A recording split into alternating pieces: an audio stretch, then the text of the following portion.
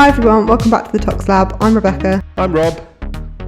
This week we're going to be looking at methanol poisoning, and this is because it's become very topical in the last few days due to an emerging situation in Laos.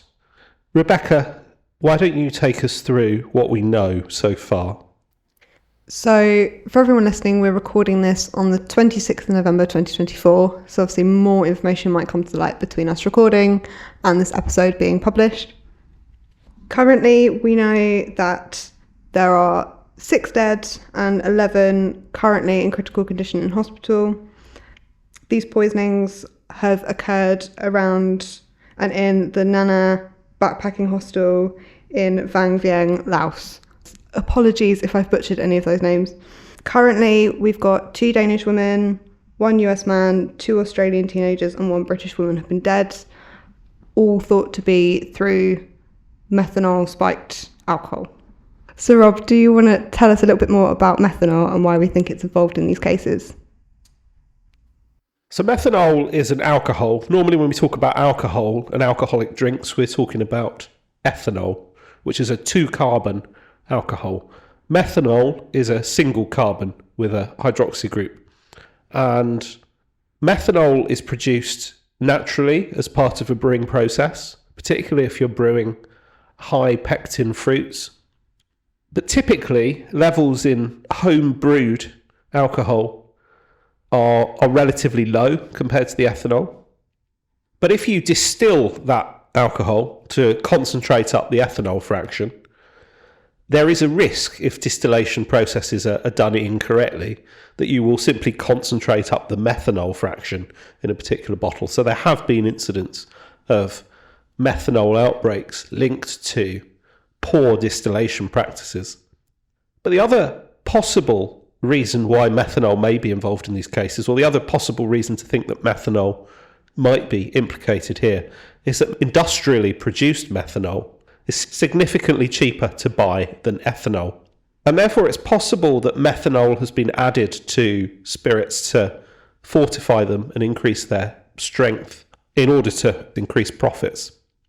From somebody drinking methanol containing spirits perspective, it's highly unlikely they'd be able to tell the difference between ethanol and methanol. I know from working in a lab and using methanol safely as a solvent, methanol smells pretty much identical to ethanol, and I've never tried it, but I'm told the taste is very similar too.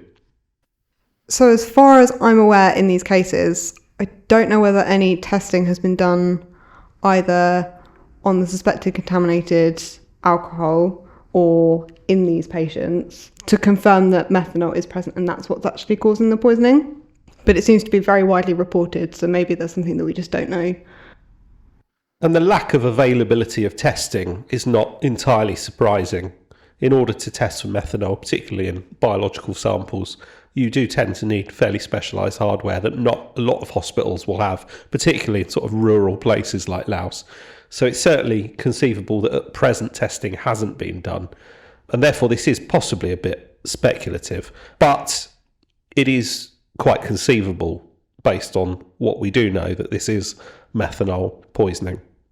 So Rebecca, why don't you take us through the toxicity of methanol and why it's poisonous? So methanol, like ethanol, is metabolized by an enzyme in the liver called alcohol dehydrogenase. And when methanol is metabolized or broken down by this enzyme, it produces formic acid, which is a very toxic byproduct. It will inhibit mitochondrial respiration, specifically cytochrome oxidase, and can cause a whole host of very nasty effects, including metabolic acidosis, which can then lead to optic nerve damage and damage to the retina, which can then lead to blindness.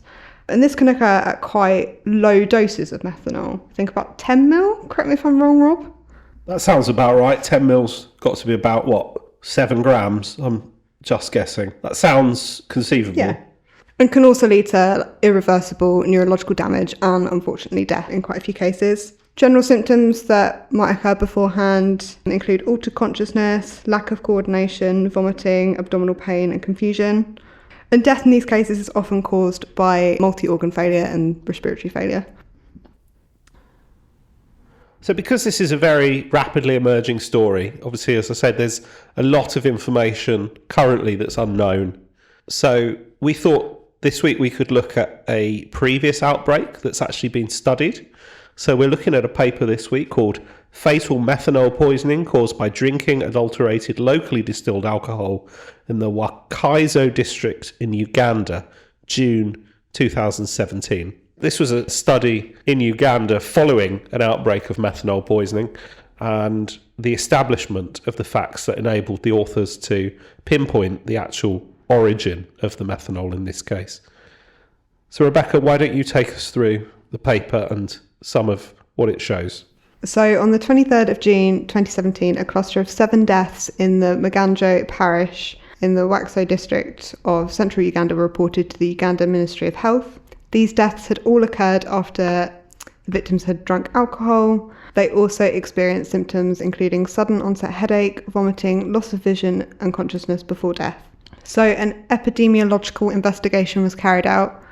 They defined cases as onset of acute loss of vision, followed by any of the following symptoms, which included vomiting, headache, nausea, dizziness and loss of consciousness in this area for the entirety of June 2017. They looked at both inpatient and outpatient hospital records, interviewed survivors and family members of decedents to try and pinpoint exactly what happened surrounding these cases, the symptoms these victims were experiencing, and trying to basically pinpoint a source. So they identified 15 probable cases. 12 of these resulted in deaths, so it has an 80% fatality rate, which is quite high, but across many methanol outbreaks, the fatality rate does vary quite considerably, so it's not completely unusual. The median age of individuals in these cases was 43, and men, yet again, were 3.6 times more likely to be affected, which seems to be a feature of all of the cases we talk about on this podcast. All of these cases developed symptoms between the 9th and the 19th of June. All had had alcoholic beverages before symptoms had developed.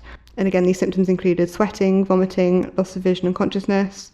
And the mean time between drinking and developing these symptoms was about 12 hours.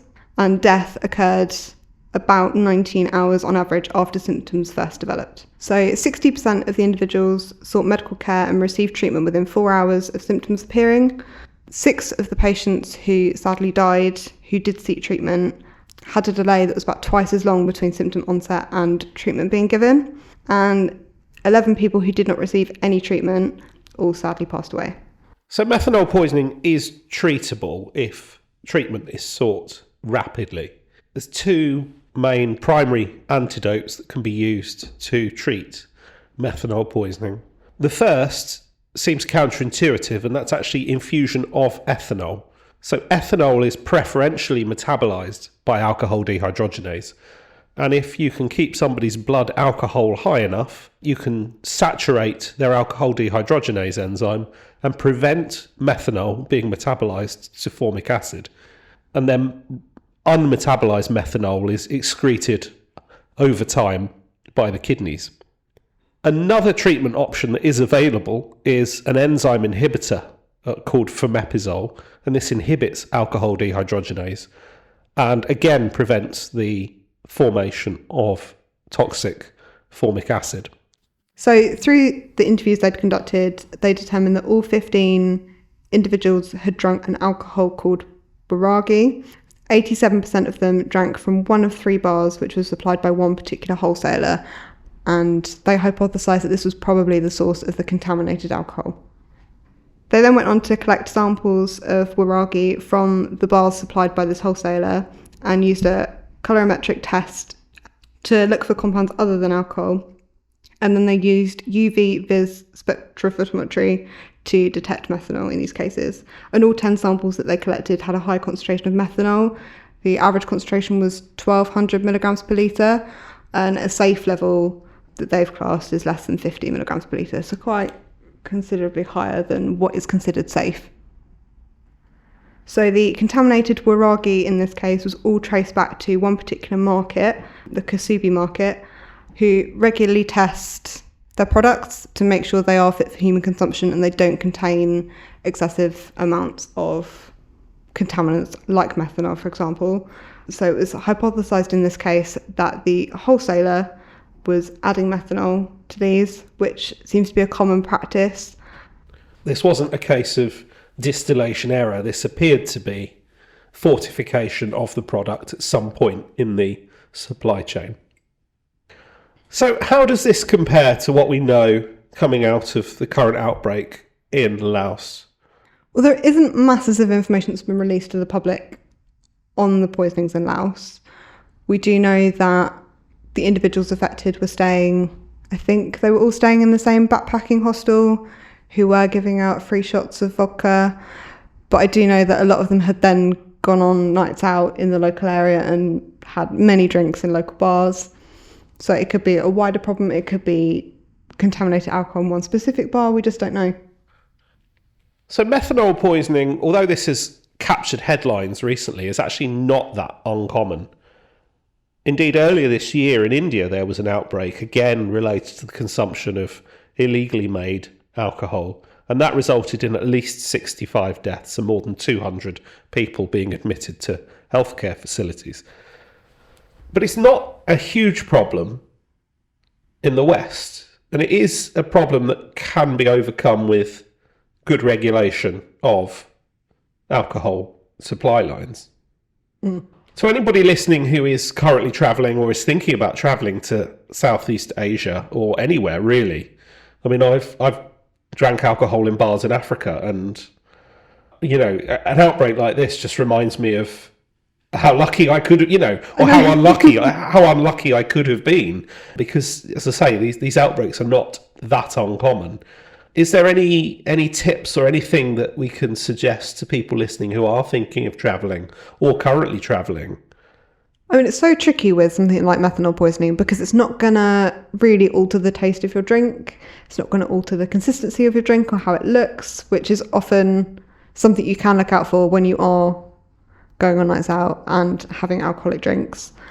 Methanol testing strips do exist, but I don't know how readily available these are on the market. Nor do I know how good they are. Are they sensitive enough? I'm not Exactly. sure. We'd have to possibly look into that and report back. In general terms, probably beer is safer than spirits, just because fortifying beer is probably less likely to happen. And you're certainly not going to have distillation issues leading to methanol in your beer. But it is still, I appreciate, quite a scary concept that, you know, we often take drinking alcohol as a given, and actually the possibility that it might not be what you think it is certainly could be concerning. Yeah, it's a very scary thought. Okay, I think we're going to wrap it up here. If we do get any more breaking news on what's happening in Laos, I will update the episode post on Instagram, which is the_tox_lab. If you want to check that out, it'd be greatly appreciated. Yeah, if you are listening, do please give us a like and a follow, or even better, leave us a comment or two. We'd love to know what our listeners think. And if you've got any topics you'd like us to cover, then please do let us know. We really would appreciate it.